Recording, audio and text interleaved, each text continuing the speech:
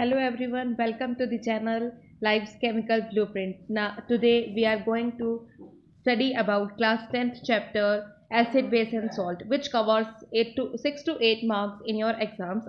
We are talking about RBSC exams. हम RBSC exams की बात कर रहे हैं. यहाँ हम सिर्फ पार्ट 1 देखेंगे. पार्ट 2 आपका थोड़े दिन बाद अपलोड कर दिया जाएगा. Now first of all we are talking about what is an acid. An acid is a hydrogen containing substance that is capable of donating a proton. Here proton is known as H plus, means acid donate proton H plus ions. हम ये भी कह सकते हैं कि acid water में H plus ions release करते हैं. Now next, acidic solution turns blue litmus paper into red. Acidic solution blue litmus paper को red litmus paper में convert कर देते हैं. As we ऑल नो, हमने पिछली क्लासेस में पढ़ा है, हम 6 से ये पढ़ते आ रहे हैं. Some examples of acids are important हैं. H2SO4 that is known as sulfuric acid and HNO3 that is known as nitric acid. Now the important thing is here, apart from the strong acid in our stomach, human bodies are known to produce lactic acid while exercising. जब हम exercise करते हैं, हमारी body exercise के through गुजरती है, तो हमारी बॉडी में प्रोड्यूस होता है लैक्टिक एसिड, जो एक स्ट्रॉन्ग एसिड होता है apart from the acid released by our stomach. हमारे स्टमक से जो एसिड रिलीज होता है, उसके अलावा लैक्टिक एसिड भी बहुत अच्छा, बहुत स्ट्रॉन्ग एसिड होता है. Next, what is a base? Here are the bases. Bases are the chemical substances which have a bitter in taste, which have bitter taste, soapy to touch, and turn red litmus to blue. They turn red litmus into blue. It dissolve in water to produce hydroxide ion. Acids gives H plus ions and bases gives OH negative ions. We have to remember the thing. Here are the some examples of acid, some examples of bases. NaOH and NaOH, sodium hydroxide, KOH, as we all know, potassium hydroxide. Now there is a one reaction, NaOH, sodium hydroxide gives Na plus and OH negative in the water. Now next topic is, what are alkalis? Alkalis are nothing. Alkalis are the bases that are soluble in water. Alkalis वो bases होते हैं जो water में soluble होते हैं, मतलब जिन्हें हम वाटर में मिक्स कर सकते हैं, डिसॉल्व कर सकते हैं, घोल सकते हैं. Next, here are the examples of examples of alkalis.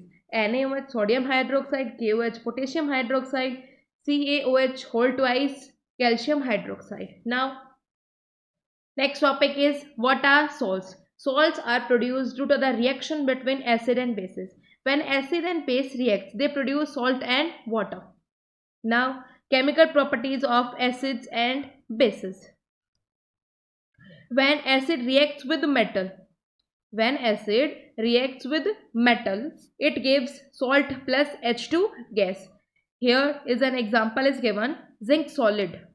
Zinc solid form में है, H2SO4 एसिड है जो एक्वियस फॉर्म में है. जब H2SO4 का और जिंक के रिएक्शन होती है, तो यहाँ बॉन्ड का ब्रेक होता है. बॉन्ड ब्रेक होगा यहाँ हमारा H2SO4 और हाइड्रोजन के बीच. अब H2SO4 और हाइड्रोजन के बीच जो बॉन्ड ब्रेक हुआ है, ये बॉन्ड H2 गैस बाहर निकल जाएगी. एज वी ऑल नो, यहाँ लिखा हुआ है ऊपर कि H2 गैस रिलीज होगी और ZnSO4 के साथ एक्वियस फॉर्म में आ जाएगा, जो हमारा बनाएगा सॉलिड. अब ZnSO4 बना कैसे, केमिकल फॉर्मूला बना कैसे, देखो. Zn होता है +2, SO4 होता है -2. जब हम इसी क्रॉस मल्टीप्लाई करके फॉर्मूला बनाएंगे, तो as we all know, plus और माइनस आपस में कैंसिल हो जाएंगे और हमारा फॉर्मूला बन जाएगा ZnSO4. Next,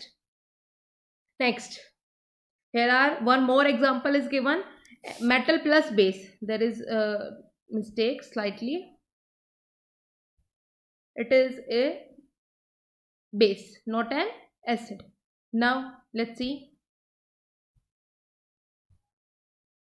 When NaOH reacts with zinc, it gives Na2ZnO2. It can be asked in your RBSC exam. You must learn this reaction. Important, is an important part of the chapter. Next, reaction of metal carbonates and hydrogen carbonates with acid. When metal carbonates reacts with hydrogen carbonates, when metal carbonates reacts with hydrogen,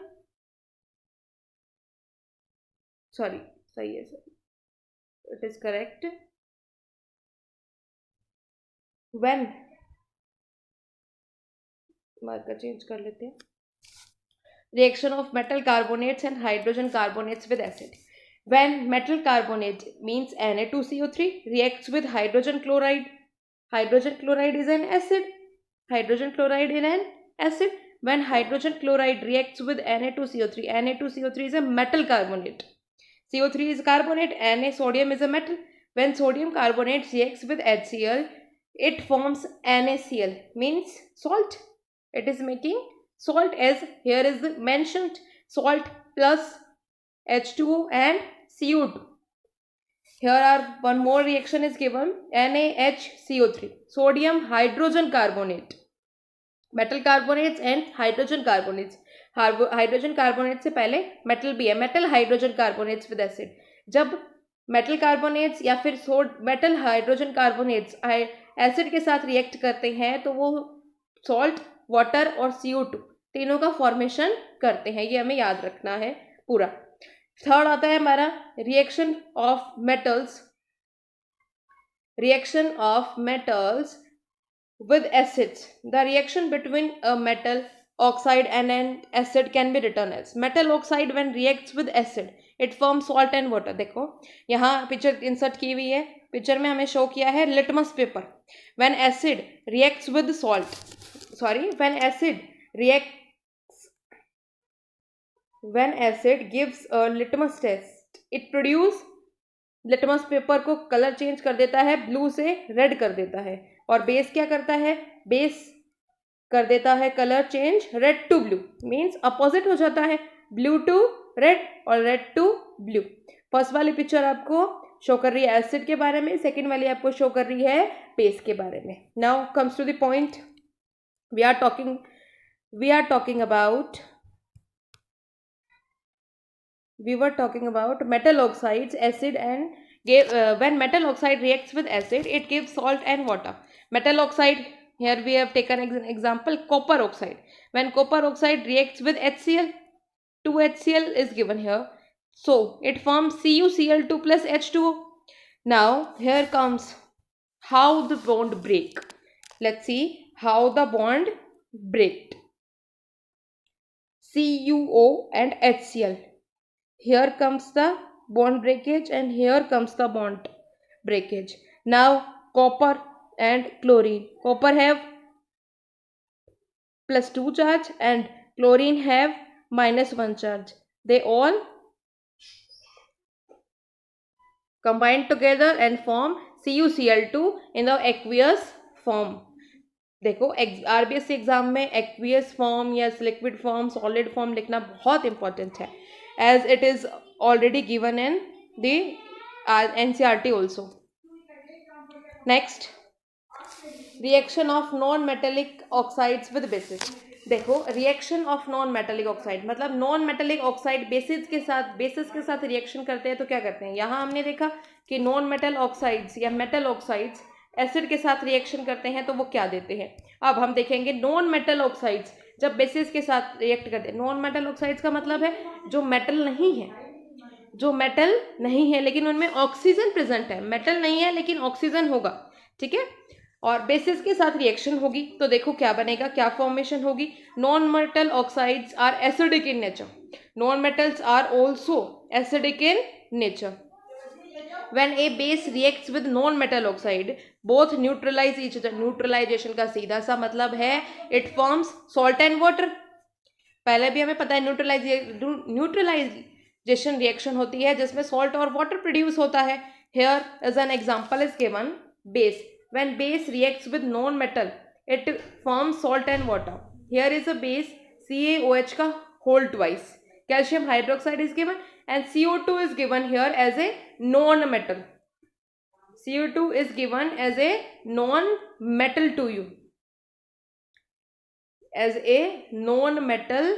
to you. it forms CaCO3 and H2O. Here comes the point how the formula comes. Here see, let's see. CaOH whole twice reacts with CO2. Now as we all know, calcium has positive +2 charge and CO3 carbonate has -2 charge. When they form together, they react together, so they form a compound CaCO3 calcium carbonate. एक बात और बताना चाहूंगी, RBSC exam में आपका reaction में product और reactant का नाम लिखना भी उतना ही जरूरी है जितना आपका एग्जाम देना जरूरी है, इस बात को याद रखना है. Next, here is the one question, do acids and bases have something in common? Yes, acids and bases are both good electrolytes. Good electrolytes means they are good conductors of electricity, and acid and bases both produce ions in water solution. Now, as we all know, acids produce H plus ions and bases produce OH negative ions. Here is it is given also. PDF आपको Telegram पे मिल जाएगी, Telegram channel की link आपको description में मिल जाएगी. What happened to an acid or base in a water solution? Now, as we all studied before also, that acid in water solution dissociate with H plus ions and bases dissolve in water to produce OH negative ions. Simple question है, easy question है, 1 mark में आएगा तो आप कर सकते हैं. There is nothing is tough to do. Now important topic is here, strong and weak acid bases. Let's talk about this. A strong acid is a substance that completely disassociates into ions when dissolved in water. Strong acid वो होता है जो completely ions को produce करता है. कोई भी ion या फिर कोई भी मॉलिक्यूल ऐसा नहीं होगा स्ट्रॉन्ग एसिड का जो आयंस प्रोड्यूस नहीं करता है. सभी आयंस प्रोड्यूस करते हैं. Now here are some examples strong acid, weak acid, strong base, weak base, चारों के बहुत इंपॉर्टेंट है. कोई भी एग्जाम्पल आपको पूछा जा सकता है एग्जाम में. ठीक है. Now let's talk about this.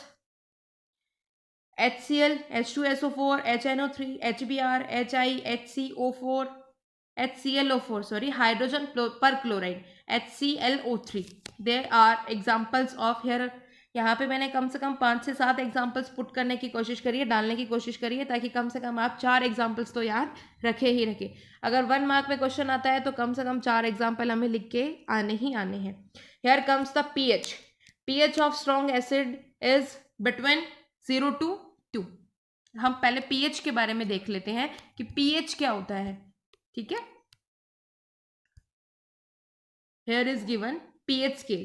PH scale is showing 0 to 6 is acidic in nature, 7 is neutral, and 8 to 14 is alkaline. Alkaline means bases that are soluble in water. Alkalines means bases that are soluble in water. Acidic pH scale पे acidic की value कहाँ से कहाँ तक जाएगी? 0 to 6 जाएगी. और 7 number है अगर pH का तो वो होगा न्यूट्रल, और 8 to 14 है तो वो होगा alkaline. Alkaline means bases that are soluble in water. Bases ऐसे बेसिस जो सॉल्यूशन बना सकते हैं वाटर में मिक्स होके. Now pH between 0 to 2. Next, strong bases. Strong acids की हमने बात कर ली, स्ट्रॉन्ग बेसिस की हम बात करते हैं. Strong bases are chemical compounds that completely dissociated into ions in water releasing hydroxide ion. देखो, स्ट्रॉन्ग एसिड और स्ट्रॉन्ग बेस में सिर्फ एक ही डिफरेंस है कि strong acid H plus ions produce करेगा और strong base OH negative ion produce करेगा. बस इतना हमें ध्यान रखना है. और pH भी दोनों की डिफरेंट होगी. Now, examples. Here are the examples: KOH, NaOH, CaOH whole twice, LiOH. LiOH is your lithium hydroxide. BaOH whole twice is barium hydroxide.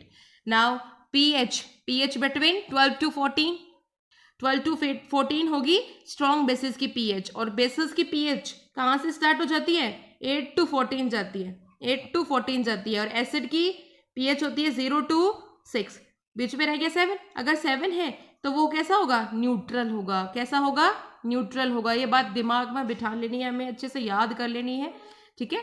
Next हमारे पास आता है टॉपिक वीक एसिड्स। हमने बात कर ली स्ट्रॉन्ग एसिड की, स्ट्रॉन्ग बेस की। अब हम बात करेंगे वीक एसिड्स। स्पेलिंग थोड़ी सी गलत लिखी हुई है, VEAK आएगा बेटा, VEAK आएगा, week. A weak acid is a substance that only partially ionizes when dissolved in water, meaning it does not release all its potential H plus ions into the solution. अब strong acid और weak acid में सिर्फ इतना ही difference है कि strong acids में सारे ion produce होते हैं और वीक एसिड्स में कुछ आयन्स प्रोड्यूस होते हैं, जरूरी नहीं है सारे H प्लस आयन प्रोड्यूस होंगे। Sorry, here are the examples that are also important. Examples are acetic acid. यहाँ पे मैंने आपको एग्जाम्पल में नाम और फॉर्मूला दोनों दिए हैं ताकि आपको कोई भी पूछ ले तो आप उसे छोड़ के ना आए क्वेश्चन। ऐसे क्वेश्चन बहुत ज़्यादा आते हैं आरबीएससी एग्जाम्स में। एसिटिक एसिड का फॉर्मूला बताओ, सिट्रिक एसिड का बताओ, नाइट्रस का बताओ या कार्बोनिक एसिड का बताओ, तो सारे फॉर्मूलाज यहाँ पे लर्न कर लेने हैं अभी यहीं पे। एसिटिक एसिड CH3COOH, COOH होता है हमारा कार्बोक्सिलिक ग्रुप, ये आप आगे पढ़ोगे चैप्टर 4 में। Now citric acid is C6H8O7, oxalic acid is H2C2O4, formic acid is HCOOH, nitrous acid is HNO2, carbonic acid is H2CO3। And here comes the pH is between 3 to 6 तक ही pH होती है acids की। 0 to 2 strong acids होते हैं और 3 to 6 weak acids होते हैं। Next, a weak base. Now, a weak base is a substance that only partially ionizes or dissociates into ions when dissolved water, producing a relatively small amount of OH negative ions. Weak base का और strong base का यही difference है कि weak base में बहुत सारे OH negative ions produce होंगे और स्ट्रॉन्ग बेस में प्रोड्यूस होंगे, और वीक बेस में OH negative ion small amount में प्रोड्यूस होंगे। Here are the examples. Examples are as I told you, very important. Ammonia NH3, zinc hydroxide ZnOH whole twice, baking soda बहुत बार exams में पूछा जा चुका है, आपको ध्यान रखना पड़ेगा। मैग्नीशियम ऑक्साइड MgOH का whole twice. Now here are the pH of weak base is greater than 7. Greater than 7 means pH, basis की pH स्टार्ट होती है 8 से pH स्टार्ट होती है, 7 तो न्यूट्रल होता है, 7 न्यूट्रल होता है, 8 से pH स्टार्ट होती है, ठीक है। Now indicators, those chemical substances which help to detect nature of other chemicals. देखो केमिकल्स को हाईलाइट भी किया है। इंडिकेटर्स वो होते हैं, ऐसे सब्सटेंस होते हैं जो अदर केमिकल्स का नेचर डिटेक्ट करने में हेल्प करते हैं। देखो यहाँ से क्वेश्चन आया हुआ भी है सीबीएसई एग्जाम में और बहुत बार आरबीएसई एग्जाम्स में भी आ चुका है और आ भी सकता है इस बार, बहुत चांसेस होते हैं ऐसे क्वेश्चन आने के आरबीएसई एग्जाम्स में। Here is the table given. Red litmus is a indicator. Acid में रेड लिटमस रेड ही रहता है और बेसिस में रेड लिटमस ब्लू हो जाता है, turns blue. Now blue litmus is an indicator. Blue litmus acid के कंडीशन में, एसिड के केस में रेड हो जाता है और बेसिस में ब्लू रहता है, ये हमने पहले भी पढ़ लिया। दूसरा हमारे पास है टर्मरिक का एसिड में कोई चेंज नहीं होता है, लेकिन टर्मरिक बेसिस के केस में टर्न कर देता है बेस के कलर को रेड में। फिनोप्थिलीन का भी एसिड के केस में कोई चेंज नहीं है, कलरलेस होगा, लेकिन बेसिस पे ये येलो टर्न हो जाएगा। ये येलो टर्न्स येलो हाईलाइट किया हुआ है, इसका मतलब ये बहुत इंपॉर्टेंट है। Here is the question solve करने की कोशिश करो, आप कमेंट करो कि आपने बिना आंसर देके किया कि नहीं किया इस क्वेश्चन को। देखो क्वेश्चन क्या कह रहा है, क्वेश्चन कह रहा है कि X and Y are given chemicals. X and Y are given chemicals, दो केमिकल दिए हमें एक्स और Y. X gives no colour when goes into phenolphthalein test. X कोई कलर नहीं देता जब वो फिनोप्थिलीन टेस्ट में जाता है। तो देखो आपकी टेबल दी हुई है, टेबल में क्या लिखा हुआ है, कोई कलर नहीं आ रहा है फिनोप्थिलीन का, इसका मतलब क्या होगा, वो जल्दी जल्दी कमेंट कर दो, एसिड होगा, ठीक है। और अगर वाई है, वाई क्या है, Y gives no colour when goes into a turmeric test. Turmeric test में अगर एसिड जाएगा तो कोई कलर नहीं देगा। ऊपर टेबल दी हुई है, इस टेबल को आपको बिल्कुल अच्छे से याद कर लेना है, कुछ ज़्यादा नहीं है, सिर्फ 4 वर्ड दिए हुए हैं, उन्हें याद रखना है हमें, ठीक है। इंपॉर्टेंट क्वेश्चन है, आ सकता है। फिर आता है all factory indicators. All factory indicators दो सब्सटेंसेस हुज ऑर्डर, यहाँ पे ऑर्डर गलत लिखा हुआ है, order means ODOUR, spelling mistake है, order ODOUR, order means smell. जिसका ऑर्डर चेंज हो जाता है, जिस सब्सटेंस का एसिडिक और बेसिक मीडियम में ऑर्डर चेंज हो जाता है, स्मेल चेंज हो जाती है, वो होते हैं olfactory indicators. Here are the examples like vanilla. Vanilla एक फ्लेवर होता है जो मोस्टली आप लोगों ने आइसक्रीम्स में खाया होगा। अनियन मोस्टली डेली अपन कंज्यूम करते हैं। क्लोव, क्लोव होता है हमारा लौंग, जिसे हम काढ़े में यूज करते हैं या फिर एज एन औषधि यूज करते हैं। अब smell of onion and vanilla, एक बेस को बेस में जब जाते हैं, वनीला की स्मेल और अनियन की स्मेल या फिर क्लोव की स्मेल बेस में जाते हैं तो उसे चेंज कर देते हैं, स्मेल चेंज हो जाती है। लेकिन एसिड में ये तीनों के तीनों की स्मेल है ऐसे की ऐसे ही रहती है। आपने कभी खाए होंगे सिरके वाले अनियंस, सिरके वाले प्याज खाए होंगे, तो सिरका क्या है, एसिटिक एसिड होता है सिरका, एसिटिक एसिड होता है सिरका। अब एसिटिक एसिड तो एसिड है अगर, तो आप देखोगे कि अनियन की स्मेल बिल्कुल चेंज नहीं होती, अनियन की स्मेल वही की वही रहती है, as it is written here also.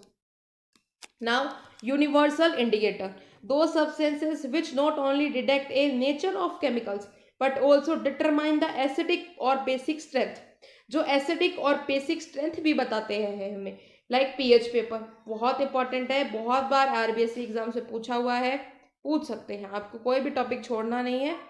Toppers की वैसे भी आदत नहीं होती टॉपिक छोड़ने की। हेयर देखो, यहाँ पे एक यूनिवर्सल इंडिकेटर कलर्स के साथ आपको एक टेबल गिवन हुई है, इस टेबल को आपको अच्छे से अपनी नोटबुक में याद कर लेना है। आई नो आपके टीचर्स नहीं करवाएंगे आपको ये टेबल, इसीलिए मैं करवा रही हूँ।